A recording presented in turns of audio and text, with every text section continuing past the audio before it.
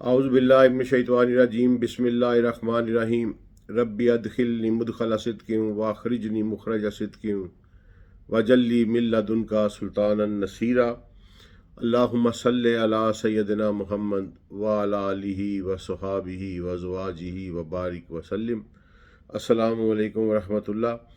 आज हम इंशाअल्लाह जमा व तदवीन कुरान पे हमारा थोड़ा सा काम रहता है, वो मुकम्मल कर लेंगे और ये टॉपिक अल्हम्दुलिल्लाह मुकम्मल हो जाएगा।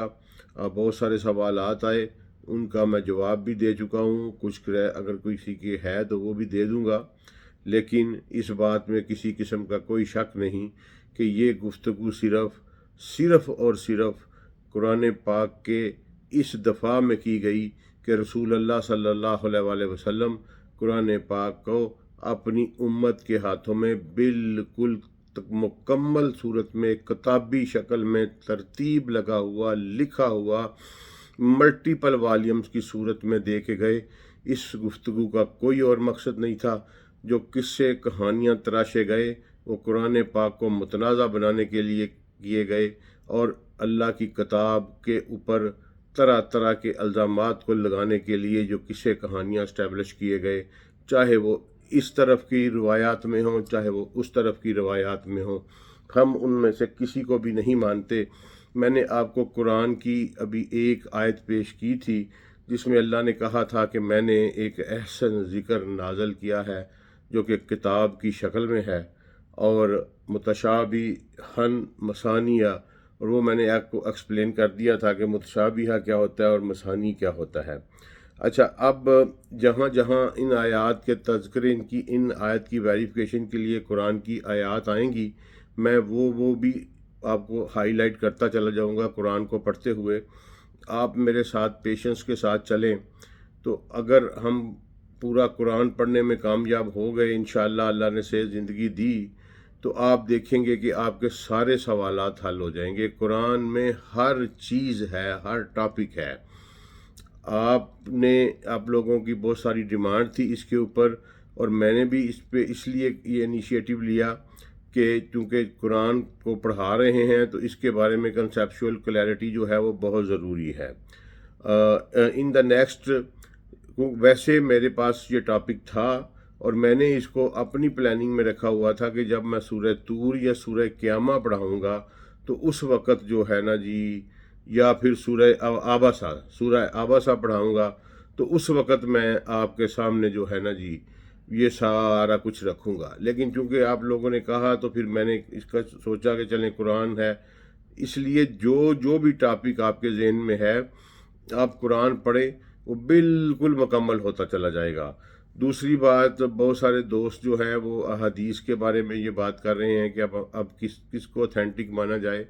तो ये मैंने आपको पिछली वीडियो में भी ये कहा था, ये सवाल बिल्कुल जेन्युइन है और बहुत सारे लोगों के दोस्तों के जहनों में उठा है। इवन मेरा बहुत ही अच्छा, मेरा बड़ा लंगोटिया दोस्त यूनिवर्सिटी फ़ेलो कनाडा में सेटल है, इमरानुल्लाह, तो उसने भी मुझे बिल्कुल इस तरह लंगोटिया वाले अंदाज में ये होंदा सोन मंजी कितने डाइए, ठीक है ना, कि मंजी किधर डाएँ अब हम बताओ।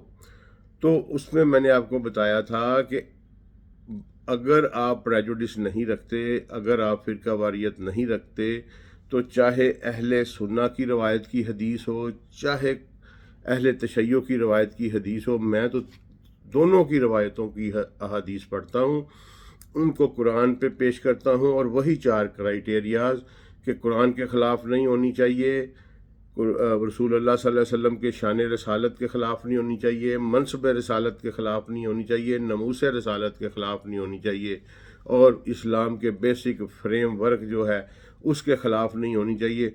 आप अहादीस पेश करते चले जाएंगे, लेकिन इसके लिए ज़रूरी है कि आपने कुरान पढ़ा हो पहले। देखें, कुरान और हदीस दोनों इंटीग्रल पार्ट हैं।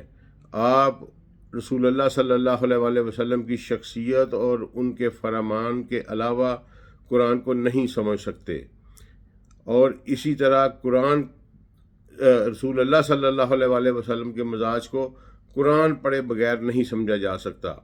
کیونکہ قرآن نے جتنا خوبصورت انداز میں اپنے رسول صلی اللہ علیہ وآلہ وسلم کا مزاج بیان کیا ہے، سید رسول اللہ صلی اللہ علیہ وسلم نے تو اپنے بارے میں شاید ہی کبھی گفتگو کی ہو، یہ ساری گفتگو قرآن نے کی ہے۔ تو اس لیے یہ سارے مسائل حل ہو جائیں گے اگر آپ قرآن پاک پڑھ لیں، اور پھر آپ اس قابل ہو جائیں کہ حدیثوں کو قرآن کے اوپر پیش کر سکیں۔ تو ہم انشاءاللہ منجی جو ڈائیں گے اپنی، جو منجی رکھیں گے اپنی، وہ قرآن کے سائے کے نیچے ہی رکھیں گے، اور اللہ تعالیٰ اس سائے میں برکت ڈالے گا اور ہمیں کبھی بھی ٹھوکر نہیں لگنے دے گا۔ اب میں صرف قرآن سے آپ کو جو ایک پارٹ رہ گیا تھا وہ بیان کر دیتا ہوں، اور آپ دیکھیے گا کہ قرآن اپنا مقدمہ کیسے پیش کرے۔ میں نے ایک آیت آپ کو پیش کی تھی، قرآن اپنا مقدمہ کیسے پیش کر رہا ہے اور ہم کیسے ان لوگوں کی بات مان لیں۔ ایون مکی زندگی کے بارے میں بھی جو کافر جو قرآن دیکھ رہے تھے، مشرکین مکہ جو قرآن دیکھ رہے تھے، وہ تحریری شکل میں موجود تھا قرآن، اور نہ صرف تحریری شکل میں موجود تھا بلکہ جمع شدہ شکل میں موجود تھا جتنا بھی نازل ہوا تھا۔ یہ سورہ فرقان کی ایک آیت پہ غور کر لیں، آپ کو ساری بات یہ کھل جائے گی کہ یہ پروسیس شروع سے چل رہا تھا۔ سورہ فرقان کی آیت نمبر ہے 5، وَقَالُوا أَسَاطِيرُ الْأَوَّلِينَ نَكْتَتَبَهَا فَهِيَ تُمْلَى عَلَيْهِ بُكْرَةً وَأَصِيلًا۔ وَقَالُوا، وہ کہتے ہیں، اساطیر الاولین، یہ تو پہلے لوگوں کے قصے ہیں، نکتتبہا، جو کہ اس نے یعنی رسول اللہ صلی اللہ علیہ وسلم نے کہیں سے لکھوا لیے ہیں۔ اب یہ دیکھ لیں کہ کفار کے سامنے بھی جو قرآن پریزنٹ ہو رہا تھا، مشرکین مکہ کے سامنے بھی جو قرآن پریزنٹ ہو رہا تھا، وہ لکھی ہوئی شکل میں تھا، اور وہ یہی بات کہہ رہے تھے، وَقَالُوا أَسَاطِيرُ الْأَوَّلِينَ نَكْتَتَبَهَا فَهِيَ تُمْلَى عَلَيْهِ بُكْرَةً وَأَصِيلًا، کہ یہ کہتے ہیں کہ یہ پہلے لوگوں کے قصے ہیں، اس کو اس نے کسی سے لکھوا لیا ہے، فَهِيَ تُمْلَى عَلَيْهِ، جو کہ اب اس پر تلاوت کیے جاتے ہیں، اس کو پڑھ کے سنائے جاتے ہیں، بُكْرَةً وَأَصِيلًا۔ ان کے سامنے ایک کتاب موجود تھی، اور وہ انہوں نے یہ الزام لگایا کہ یہ پہلے لوگوں کے قصے ہیں، اور یہ شخص سیدی رسول اللہ صلی اللہ علیہ وآلہ وسلم جو ہے یہ کہیں سے کسی شخص سے لکھوا لائے ہیں، اور اب یہ لکھوانے کے بعد یہی ان کو پڑھ کے صبح شام سنایا جاتا ہے، اور یہ ہمیں سنا دیتے ہیں۔ یہ دیکھیں، اس سے بڑا ثبوت اور کیا ہو سکتا ہے کہ مشرکین مکہ بھی جو قرآن دیکھ رہے تھے وہ کتابی شکل میں، لکھی ہوئی شکل میں تھا۔ یہ سورہ فرقان ہے، آیت نمبر 5 ہے۔ اب اس کے بعد آپ آئیے آگے، سورہ عبسہ، ٹھیک ہے جی، اس کی 80 نمبر صورت ہے قرآن پاک کی، اور آیت نمبر ہے 11۔ قرآن واضح طور پر اپنا مقدمہ پیش کر دیتا ہے کہ میرے بارے میں یہ جو الزامات لگائے جا رہے ہیں یہ سارے جھوٹ کا پلندہ ہیں۔ آیت نمبر 11، کَلَّا إِنَّهَا تَذْکِرَةٌ، ہرگز نہیں، یہ تو ایک تذکرہ ہے، ایک نصیحت ہے، ٹھیک ہے جی۔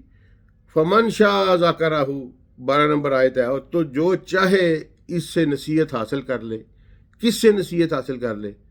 اب آگے جو بات آ رہی ہے اس کا مطلب ہے اس سے نصیحت حاصل کر لے، اور وہ چیز سامنے موجود ہوگی تو انسان نصیحت حاصل کرے گا۔ بڑی کامن سینس کی بات ہے۔ اس سے پہلے والی آیات بھی آپ پڑھ لیں، یہ قرآن پاک کا ذکر ہے، اللہ تعالیٰ کہہ رہے ہیں کہ ہرگز نہیں، یہ تو ایک نصیحت ہے، ایک یاد دہانی ہے، جو چاہے نصیحت اس سے حاصل کر لے۔ وہ کہاں ہے وہ نصیحت؟ فی صحف مکرمات، فی صحف مکرمات، صحف لکھی ہوئی کتاب کو جو کہ بند ہو والیم میں، اس کو صحف کہتے ہیں، ٹھیک ہے جی۔ فی صحف مکرمات، جو کہ اعلیٰ درجے کی صحیفوں میں ہے، پر ہے، فی صحف، بک میں ہے یہ نصیحت، اعلیٰ درجے کی، اعلیٰ عزت و تکریم والا جو بک ہے۔ صحف کہتے ہی ملٹیپل والیم، وہ کتاب جو ملٹیپل والیم رکھتی ہو۔ اگر صحفہ آئے گا تو ایک والیم ہے، اگر صحفین آئے گا تو ملٹیپل والیم ہے۔ تو یہ واضح طور پر کہہ رہی ہے کہ اس جو نصیحت ہے یہ موجود ہے اس بک میں جس کے ملٹیپل والیوم ہیں، بہت ساری جلدیں اس کی تیار کی گئی ہیں۔ آگے چلیے جی۔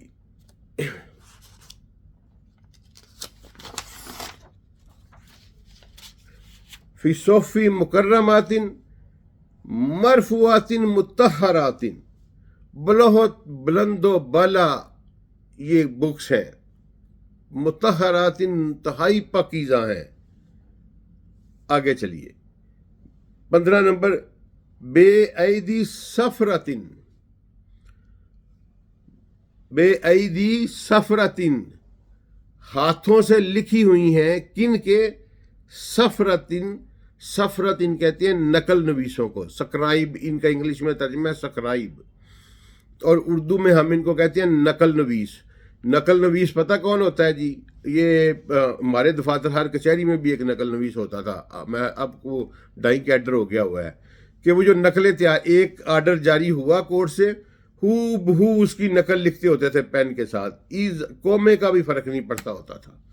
تو یہ آیت، اس سے پہلی آیت 13 نمبر جو ہے وہ کہہ رہی ہے کہ یہ ملٹیپل والیومز میں ہے، ملٹیپل کاپی جس کی تیار کی گئی ہیں، فی صحف مکرمات، جو کہ بہت عزت و تحریم والے والیومز ہیں۔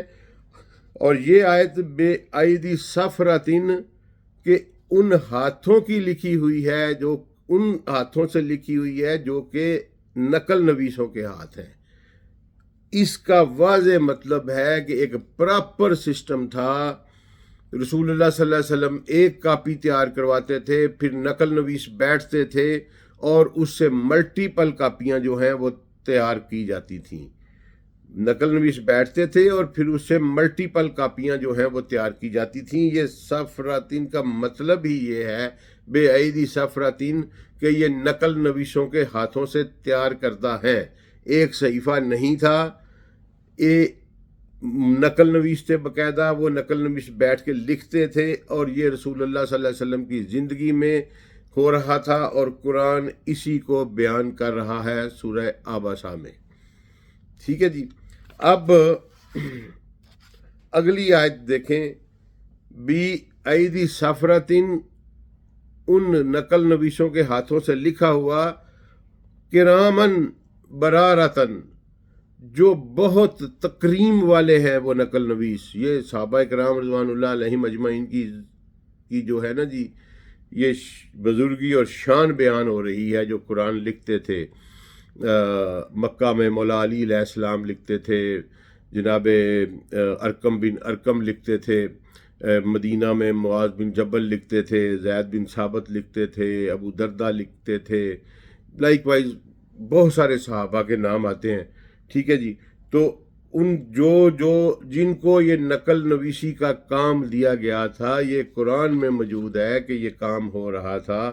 کرامن برارتن، وہ نقل نویس جو ہیں وہ انتہائی کرامن، انتہائی اعلیٰ پروٹوکول والے ہیں، برارتن، اور رائٹیس ہیں، نیک ہیں، صراط مستقیم کے اوپر ہے۔ اب مجھے بتائیں قرآن اس سے بڑھ کر اپنا مقدمہ کیا پیش کرے یار؟ اگر پھر بھی کوئی کسر رہ گئی ہے کہ یہ ایک نصیحت ہے، جو چاہے اس میں سے نصیحت حاصل کرے، کہاں سے نصیحت حاصل کرے؟ فی صحف مکرمات، اعلیٰ درجے کے بکس جو والیوم میں موجود ہے، ڈفرینٹ والیوم میں موجود ہے، اور یہ وجود کیسے رکھتی ہے۔ اس کے بعد اللہ نے کہا کہ بے ایدی سفرتن، جو کہ لکھی ہوئی ہے ہاتھوں سے، ٹھیک ہے جی، بے ایدی سفرتن، ہاتھوں سے لکھی ہوئی ہے۔ کن کے ہاتھوں سے؟ نقل نویسوں کے، سکرائبز کے ہاتھوں سے لکھی ہوئی ہے۔ آپ ڈکشنری میں سکرائب کا مطلب دیکھ لیں، یا آپ نقل نویس کا دیکھ لیں، یا آپ سفرتن کا دیکھ لیں، آپ کو پتہ چل جائے گا کہ یہ کیا چیز ہے۔ نقل نویسوں کے ہاتھوں سے یہ بکس تیار کی گئی ہیں، اور یہ جو نقل نویس ہیں یہ بہت ہی اعلیٰ درجے کے انسان ہیں، ان کی تکریم بھی ہے، اور ان کی یہ رائٹیس بھی ہیں، یہ صراط مستقیم پر بھی ہیں، نیک بھی ہیں۔ اس سے بڑھ کر قرآن اپنا مقدمہ کیا پیش کرے کہ یار اس آیات کے بعد کسی قسم کا کویشچن پیدا ہونا ہی نہیں چاہیے، اور اگر کسی کے دل میں پھر بھی کوئی کویشچن پیدا ہوتا ہے تو بھائیو ہمیں کوئی اعتراض نہیں، ہمیں جو اللہ نے قرآن پڑھنے کی توفیق دی، جو کچھ اس نے سمجھایا، اپنے عقل اور شعور کو بروئے کار لاتے ہوئے آپ کے سامنے پریزنٹ کر دیا ہے۔ میرے اوپر کوئی بار نہیں ہے، میں قرآن کو مانتا ہوں، جب قرآن کی بات آ جائے میں کسی کو نہیں مانتا، لہذا میرے نزدیک کوئی جو مرضی کہتا پھرے، کوئی سورہ طور کو کہے کہ جی طور کی قسم کے بعد اگلی آیات تورات سے متعلق ہے، حتیٰ کہ سورہ طور کہہ رہی ہے کہ جس کتاب کی اللہ قسم کھا رہا ہے وہ رق کے اوپر لکھی ہوئی ہے، ازر من الشمس بات ہے۔ قرآن سورہ الاعراف میں کہتا ہے کہ ہم نے جو موسیٰ کو کتاب دی تھی وہ تختیوں کی، لوح کی الواح کا لفظ یوز کرتا ہے کہ ہم نے وہ تختیوں کے اوپر لکھی ہوئی دی تھی، اور موسیٰ پھر جب آئے اور آگے بچڑے کی پوجا دیکھی اور اپنے بھائی سے ہتھوں پائی ہوئے، وہاں بھی قرآن نے یہ لکھا ہے کہ انہوں نے وہ تختیاں زمین کے اوپر پھینک دیں، وہاں بھی الواح کا لفظ ہے۔ اب اگر مجھے کسی بندے کو نظر نہ آئے یار یہ بات، تو میرا تو اس میں کوئی قصور نہیں، وہ جانے، اس کا معاملہ جانے، جو ان کی بات ماننا چاہتا ہے وہ مان لے۔ میں اپنی اوپینین آپ کے اوپر ٹھونس نہیں رہا، میں نے مدلل لاجیکل انداز میں آپ کے سامنے پیش کیا ہے۔ یہ آپ سورہ عبسہ پڑھ لیں، قرآن نے وضاحت کے ساتھ اپنا مقدمہ جو ہے نا جی وہ آپ کے سامنے رکھ دیا ہے، اور قرآن نے یہ ثابت کیا ہے کہ میرے اوپر جتنے بھی الزامات لگائے گئے ہیں یہ سارے کے سارے جھوٹ ہیں۔ اس کے بعد قطعی دلالہ جو آیت ہیں اس کے اوپر، جو قطعی دلالہ ہیں، میرا مطلب ہے اس کے بعد کسی قسم کی اگر کوئی قرآن کے جمع ہونے پہ رسول اللہ کی زندگی میں اور اس کے مکمل ہونے پہ اگر کوئی شک کرتا ہے تو اللہ کے اوپر بہتان باندھتا ہے، وہ رسول اللہ کے اوپر بہتان باندھتا ہے۔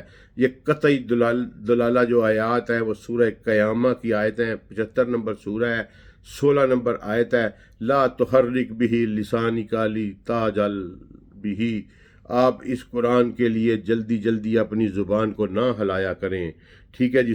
یہ 16 نمبر ہے۔ 17 نمبر آیت ہے، ان علینا جمعہ و قرآنہ، اس کا جمع کرنا بھی اور اس کا پڑھا جانا بھی یہ ہمارے ذمہ ہے، یہ اللہ اپنی ذمہ داری لے رہا ہے۔ ان علینا جمعہ و قرآنہ، اس کا پڑھا جانا اور اس کا جمع کرنا جو ہے وہ میں نے اپنے ذمہ لیا ہے، یہ ہمارے ذمہ ہے۔ اس کے بعد اگلی آیت میں فائزہ کرانہ فتابع قرآنہ، تو جب ہم اس کو پڑھ چکیں تو پھر آپ اس کی ہمارے پڑھنے کے پیچھے پیچھے اس کی پڑھنے میں پیروی کیا کریں۔ ثم علینا بیانہ، اور پھر اس کو بیان کروانا بھی ہماری ذمہ داری ہے۔ یہ قطعی دلالہ آیات ہیں رسول اللہ صلی اللہ علیہ وآلہ وسلم کے اوپر اترنے والی کتاب کے متعلق کہ اللہ نے اپنے ذمہ لیا۔ میں اس آیت پہ تو ابھی پورے لیکچر میں نہیں کہ وہ بڑی مشہور آیت ہے کہ ہم نے یہ ذکر نازل کیا، ہم اس کی حفاظت کرنے والے ہیں، کون اس کی ترتیب بدل سکتا ہے اور کون اس میں داخل کر سکتا ہے اور کون اس میں سے نکال سکتا ہے۔ یہ اللہ نے اس کا جمع کرنا بھی اپنے ذمہ لیا، اللہ نے اس کا پڑھانا بھی اپنے ذمہ لیا، اللہ نے اس کا بیان کروانا بھی اپنے ذمہ لیا۔ اب بھی اگر کسی کے معاملے ذہن میں کوئی ڈاؤٹ ہے اور کوئی بخاری، مسلم اور اصول الکافی اور طبرسی کی روایت کے اوپر جانا چاہتا ہے تو وہ جانے، اس کا اللہ جانے۔ میں نے پورے مدلل انداز میں یہ مقدمہ آپ کے سامنے پیش کر دیا ہے کہ اور یہ ثابت کر دیا ہے کہ قرآن خود کہہ رہا ہے کہ وہ لکھا ہوا، ساتھ ساتھ کاتب بیٹھے ہوتے تھے، وہ نقل نویسی مختلف قسم کی کاپیاں تیار ہو رہی تھیں، اور بے تاشا ثبوت ہمیں ملتے ہیں کہ رسول اللہ صلی اللہ علیہ وسلم کی زندگی میں قرآن بکش فارم میں موجود تھا۔ پھر اس کے علاوہ رسول اللہ صلی اللہ علیہ وآلہ وسلم نے، جس کو ہم عرضہ اخیرہ کہتے ہیں، آخری رمضان میں 2 دفعہ رسول اللہ صلی اللہ علیہ وآلہ وسلم نے سنایا جبریل کو قرآن، 2 دفعہ جبریل نے رسول اللہ صلی اللہ علیہ وآلہ وسلم کو سنایا۔ پھر یہ بھی روایات ہمیں ملتی ہیں کہ زید بن ثابت اور معاذ بن جبل اور یہ لوگ آئے اور انہوں نے اپنا اسی دوران اس آخری رمضان میں رسول اللہ صلی اللہ علیہ وسلم کے سامنے پیش کیا۔ میں تو اس سے یہ سمجھتا ہوں واللہ عالم، جب رسول اللہ مسجد نبی میں بیٹھ کے قرآن پڑھتے ہوں گے تو صحابہ تو سنتے ہوں گے، جب جبریل پڑھتا ہوگا हो सकता है उसको सिर्फ रसूल अल्लाह सुनते हों, तो इसलिए लेकिन जो रसूल अल्लाह पढ़ रहे थे वो तो सहाबा सुनते थे, आगे कातब बैठे होते थे, नकल नवीस बैठे होते थे, कापियाँ तैयार करने वाले बैठे होते थे। इसलिए रसूल अल्लाह सल्लल्लाहु अलैहि वसल्लम ने फरमाया था कि इसको दुश्मनों के इलाके में ना लेकर जाओ कि मबादा कोई इसकी तौहीन करे। और ये अल्लाह की किताब गदीर खुम के मौके पर जो है अल्लाह ने रसूल ने फरमाया, नसीहत फरमाई, अल्लाह की किताब, अल्लाह की किताब, अल्लाह की किताब। अगर ये बिखरी हुई थी तो ये किताब ही नहीं थी। ये कैसे हो सकता है कि मेरे रसूल सल्लल्लाहु अलैहि वसल्लम किसी बिखरी हुई चीज़ को किताब कह दें? ये सारे के सारे कतई दलाला हैं। लेकिन इसके बावजूद अब साइंटिफिकली मैं थोड़े से आपको प्रूफ दूंगा कि क्या रक जो है ये अरब इससे आशना थे, अरब इसको क्या समझते थे रक को, और क्या अरब पेपर से आशना थे, पेपर को वो क्या समझते थे। तो इसके लिए मैं आपको दो तीन चीज़ें बयान करूंगा जो कि सिर्फ हैं यानी कि इस हवाले से हैं कि अरब रक किसको कहते थे और क्या अरब पेपर से आशना थे। अगर पेपर से आशना थे उस वक़्त के अरब, तो फिर पेपर कहाँ से आ रहा था, ये चीज़ें मैं आपको बताता हूँ। अब ये देखें कि ओल्ड शायरी जो है ना जी, अरबों की ओल्ड शायरी, उसकी तरफ भी अगर हम जाएं तो वहाँ भी हमें रक के कई जगह के ऊपर रक का जो है ना जी वो वजाहत मिलती है। और ऐसे ऐसे अशार मिलते हैं कि जिसमें हमें रक का जिक्र मिलता है। उसके और इसके अलावा जो है ना जी,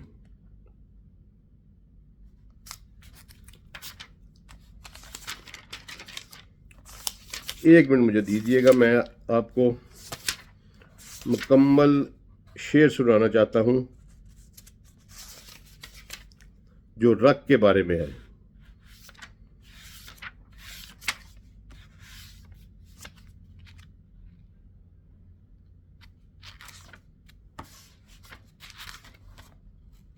हाँ जी,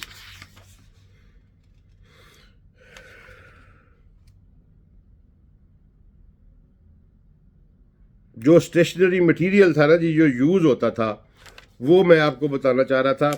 तो एक तो रक कहते हैं जी चमड़े को दागते हैं, यानी एक जानवर की खाल को दाग के उससे चमड़ा बनाते हैं, फिर उसको इंतहाई नफीस तरीके से काट के उसको बारीक कर लेते हैं, और उसके बाद उसके ऊपर वट्टी जिसको हम कहते हैं ना जी पंजाबी में, उस तरह की कोई चीज़ फेरते हैं और वो बिल्कुल मुलायम हो जाती है, बिल्कुल मुलायम हो जाती है, पेपर की तरह मुलायम हो जाती है। और ये बड़ी ही देर तक बादशाह जो थे वो अपने मकतूबात के लिए वो रक का जो लफ्ज़ था, रक जो थे वो इस्तेमाल किया करते थे। और इसके अलावा रसूल अल्लाह सल्लल्लाहु अलैहि वसल्लम के दौर में जो था ना जी वो कागज़ भी मौजूद था। अब आप कहेंगे कि उस दौर में अगर हम हिस्टोरिकल स्टडी करें तो कागज़ जो है ये सिर्फ उसकी सनत दुनिया के दो ममालिक में थी, और वो थी मिस्र और चाइना में। चाइना में कागज़ की बहुत बड़ी सनत थी, सदियों से इस्तेमाल हो रहा था, लेकिन चाइना से अरब की ट्रेड का हमें कोई ट्रेसेस नहीं मिलते। लिहाजा मैं ये नहीं कहूँगा कि चाइना से कागज़ जो है वो अरब में आ रहा था। मिस्र में एक अजीब सी चीज़ से कागज़ बन रहा था, और ये तमाम हिस्टोरिकल एविडेंसेस जो हैं वो बताते हैं। एक पौधा था पपायरस। आज भी अगर आप गूगल पे पपायरस को स्टडी करेंगे तो वो आपको बताएगा कि ये एक ऐसा पौधा था जिससे एंशियंट इजिप्ट जो थे वो पेपर बनाया करते थे। अब मिस्र जो है ये अरबों के बिल्कुल हमसाये में था, और मिस्र जो है वो ये रहलत अश्ताए व सैफ वाली जो तजारत थी ये बिल्कुल उसका एक मरकज़ था। मिस्र से बहुत सारा तजारती सामान अकाश के मेले में भी आया करता था, और उसमें ये सारे कागज़ भी होते थे। और ये अरब बिल्कुल 100% जो है ना जी वो कागज़ से आशना थे, और रसूल अल्लाह सल्लल्लाहु अलैहि वसल्लम के दौर में कागज़ भी मौजूद था। अच्छा जी, इस तरह ही जो स्याही के लिए इस्तेमाल होता था उसमें एक तो ایک جڑی بوٹی تھی وسمہ، وسمہ بلیک کلر کی، اور اس کو کلر ڈائی کے لیے بھی استعمال کیا جاتا تھا وسمہ کو، اور وہ اس کو سیاہی بھی اس سے بنائی جاتی تھی۔ تو وہ سیاہ کلر کی، بلیک کلر کی سیاہی ہوتی تھی، اور قلم کے ساتھ اس سیاہی کے ساتھ وسمہ بوٹی سے وہ سیاہی بنتی تھی، انک بنتی تھی۔ اس کے علاوہ ایک بڑی پریشیس انک بھی ہوتی تھی، اور وہ بھی استعمال ہوتی تھی، اور وہ سنہرے رنگ کی چمکدار انک ہوتی تھی، اور اس کو کہتے تھے وہ ازخر گھاس سے بنتی تھی۔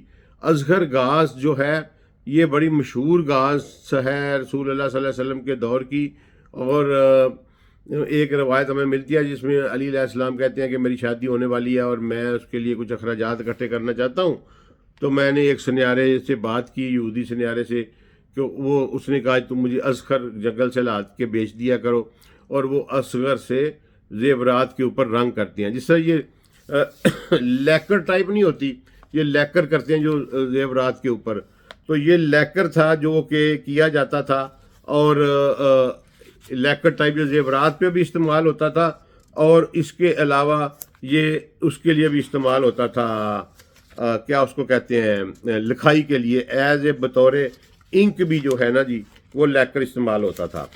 تو یہ چیزیں تھیں جو بطور سیاہی کے استعمال ہوتی تھیں، اور ان کا باقاعدہ جو ہے نا جی ہمیں ملتا ہے، ثبوت ملتا ہے کہ یہ رسول اللہ صلی اللہ علیہ وآلہ وسلم کے دور میں تھیں، ازخر سے بھی تھیں، اور جو تھی وسمہ بوٹی اس سے بھی سیاہی بنتی تھی، اور وہ کلر ڈائنگ کے لیے بھی استعمال ہوتا تھا، کیونکہ جب یہ روایت آتی ہے کہ جناب امام حسین علیہ السلام کا جو تھا سر مبارک وہ پیش کیا گیا اس کے بغیرت جو تھا ابن زیاد اس کے سامنے، تو اس وقت یہ روایت میں لکھا ہوا ہے کہ انہوں نے وسمہ بوٹی سے اپنے رنگوں کا اپنے ہیئرس کو ڈائی کیا ہوا تھا۔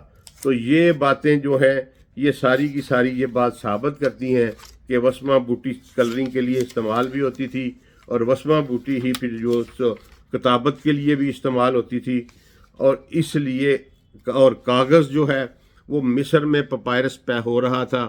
پھر پپائرس کی اگر آپ سٹڈی کریں تو ٹریولنگ ایک بک ہے ہاؤ پلانٹ ٹریول، تو اس میں بھی یہ پپائرس کا لکھا ہوا ہے کہ پپائرس نے پھر مصر سے شام میں ٹریول کیا، اور مائٹ بھی پھر یہ شام کے جو سرحدی علاقے تھے عرب کے وہاں بھی پپائرس پیدا ہو رہا ہو، لیکن پپائرس سے پیپر بنتا تھا۔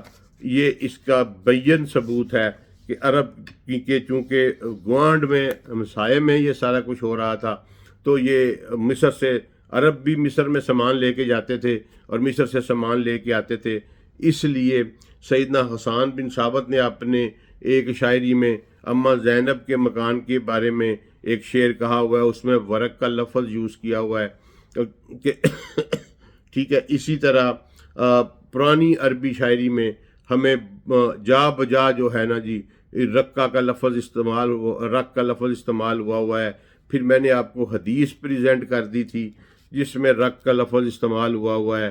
تو رق جو ہے یہ قرآن پاک سے متعلقہ ہے، اور قرآن پاک رق کے پہ بھی لکھا جا رہا تھا، پیپر پہ بھی لکھا جا رہا تھا، ہو سکتا ہے تختیوں کے اوپر بھی لکھا جا رہا ہو، لیکن یہ چونکہ نقل نویسی کا بھی قرآن میں آ گیا کہ اس کی نقل نویسی ہو رہی تھی یہ، اور پھر قرآن نے بے ایدی کا لفظ کے ہاتھوں کے ساتھ لکھ رہے تھے یہ، اور صحف کا لفظ بذات خود یہ بات دیتا ہے، صحفن کا لفظ جو ہے کہ اس کے ملٹیپل والیم تھے، ہیپ آف بکس تھا، اور یہ ملٹیپل والیم پھر مختلف علاقوں میں بھیجے جاتے تھے، مختلف قبائل میں بھیجے جاتے تھے جو مسلمان ہو جاتا تھا، اور جتنا قرآن نازل ہوتا تھا اس کو اسی طرح ترتیب لگائی جا رہی تھی۔ رسول اللہ صلی اللہ علیہ وآلہ وسلم اپنے نزول کے بعد بتاتے تھے کہ اس آیت کو اس سورت کی نمبر کی فلاں آیت کی آگے لکھو، اس کو فلاں جگہ لکھو۔ اگر کوئی نئی سورت انیشیٹ ہوتی تو رسول اللہ صلی اللہ علیہ وسلم بتا دیتے کہ یہ نئی سورت شروع ہو رہی ہے۔ یہ ساری کی ساری ترتیب جو ہے دیکھیں، رسول اللہ صلی اللہ علیہ وآلہ وسلم نے عرضہ اخیرہ میں 2 دفعہ قرآن پاک پڑھا تو اس کا مطلب ہے کہ ترتیب لگی ہوئی تھی تو پڑھا نا، اور اسی ترتیب سے پڑھا جس ترتیب سے آج ہمارے پاس موجود ہے۔ تو سیدی رسول اللہ صلی اللہ علیہ وآلہ وسلم کے بعد بھی قرآن کی یہی ترتیب باقی رہی، کسی نے کوئی قرآن جمع نہیں کیا، بالکل قطعی طور پر یہ افسانے تراشے گئے اور چھوٹی سی بات کا بتنگڑ بنایا گیا، اور خواہ میں قرآن پاک کی صحت کے بارے میں کویشچن ریز کیے گئے۔ یہ سارے کا سارا افسانہ ہے دوستو، اس کو میں نے بطور امانت آپ کے سپرد کر دیا ہے۔ اب اگر آپ کے دل کو بات لگی ہے، آپ کا دل اس پہ مانتا ہے تو اس کو بھلائیں، اگر نہیں مانتا تو میری ایک ایک بات پہ تحقیق کر لیں۔ اگر میں نے کوئی ڈنڈی ماری ہو تو میرا اللہ مجھے پوچھے، جو کچھ قرآن میں نے پایا میں نے من و عن آپ کے سامنے رکھ دیا، اور قرآن کا مقدمہ بہت واضح ہے، ویری کلیئر، کہ جناب والا یہ بالکل ساتھ ساتھ لکھا جا رہا تھا، اور جب رسول اللہ صلی اللہ علیہ وسلم عرضۂ اخیرہ انجام دے چکے تو انہوں نے صحابہ کو بلا کے اس کی دوبارہ سے چیکنگ کی، دوبارہ سے پروف ریڈنگ کی گئی، اور امت کے حوالے ایک محفوظ قرآن کر کے گئے ہیں۔ اور جتنے مرضی یہ بات کہہ لیں کہ 2 آیتیں کم ہو گئی ہیں، 4 کم ہو گئی ہیں، 17,000 سے 6,000 رہ گئیں، اللہ نے تاریخ کا جبر ان کے اوپر نافذ کیا ہوا ہے، اور آج ہر مسلمان کے گھر میں یہی قرآن ہے، ایک ہی قرآن ہے۔ قرآن میں کسی قسم کا کوئی نہ لفظ داخل ہو سکتا ہے، نہ نکل سکتا ہے، نہ اس کی ترتیب بدل سکتی ہے۔ اللہ نے اس کی حفاظت کا انتظام اس طرح کا کر دیا ہوا ہے۔ اور پھر سب سے آخری بات کہ رسول اللہ صلی اللہ علیہ وآلہ وسلم کا مقصد حیات اس دنیا میں قرآن کو روشناس اور متعارف کرانا تھا۔ رسول اللہ صلی اللہ علیہ وسلم کے باقی تمام مقاصد اسی کے تابع آتے ہیں۔ پہلا اور پرائم مقصد جو تھا وہ قرآن اس دنیا کو دے کے جانا تھا، جس نے قیامت تک کے لیے انسانوں کی رہنمائی کے لیے باقی رہنا تھا۔ تو اگر رسول اللہ نہیں دے کے گئے تو استغفر اللہ، نعوذ باللہ، پھر ہم کیا کہیں گے اس کے بارے میں؟ ہمارے پاس تو الفاظ نہیں ہیں۔ لیکن میرے رسول کو اللہ نے سرفراز کر کے اس دنیا سے بلایا تھا، میرے رسول کو سرٹیفکیٹس دے کے اس دنیا سے واپس بلایا گیا تھا کہ آپ فکر نہ کریں، یہ قرآن بھی محفوظ رہے گا، اس کا جمع کرنا بھی، اس کا بیان کرنا بھی، آپ بے فکر ہو کے اس دنیا سے جائیں، یہ دین انشاءاللہ باقی رہے گا، اللہ کی یہ کتاب اسی طرح باقی رہے گی۔ اور میرے رسول کے پاس یہ اطمینان تھا، اللہ نے اسی وقت کہہ دیا تھا کہ حق آ گیا اور باطل مٹ گیا، بے شک باطل مٹنے کے لیے ہی تھا، اور اللہ نے اسی وقت کہا تھا کہ لوگ جوک در جوک دین میں داخل ہو رہے ہیں۔ وہ یہ صرف کتاب کی برکت تھی، یہ قرآن کی برکت تھی۔ اور رسول اللہ صلی اللہ علیہ وآلہ وسلم اپنی زندگی کے آخری لمحات تک اس امت کو وصیت اور نصیحت کرتے رہے کہ اللہ کی کتاب کو نہ چھوڑنا، اللہ کی کتاب کو نہ چھوڑنا، اللہ کی کتاب کو نہ چھوڑنا۔ اور آج بھی 21ویں صدی کے پڑھے لکھے اور سائنٹیفک دور میں حالت یہ ہے کہ ایک پڑھے لکھا شخص جو ہے وہ بھی کہتا ہے کہ قرآن تو یہ کہتا ہے، لیکن مودودی یہ کہتے ہیں، تقی عثمانی یہ کہتے ہیں، فلاں یہ کہتے ہیں، فلاں یہ کہتے ہیں، قرآن یہ کہتا ہے۔ استغفر اللہ، لا حول ولا قوت الا باللہ۔ یہی غیروں کی سازش تھی کہ اللہ کی کتاب آپ کے ہاتھوں سے لے کر انسانوں کی دی ہوئی کتاب آپ کے ہاتھوں میں تھما دی جائے، اور آپ آپس میں دست و گریباں رہیں اور لڑتے اور جگڑتے رہیں، اور اغیار اس سے فائدہ اٹھاتے رہیں، لوگ اس سے اپنی دکانداریاں بناتے رہیں۔ قرآن ایک ہے، جو قرآن کہتا ہے وہ قطعی الدلالہ ہے، قرآن مہیمن ہے، قرآن فرقان ہے، قرآن میزان ہے، قرآن ہی سارا کچھ ہے۔ آپ قرآن کو پکڑ لیں، قرآن آپ کو کبھی گمراہ نہیں ہونے دے گا۔ السلام علیکم ورحمۃ اللہ وبرکاتہ۔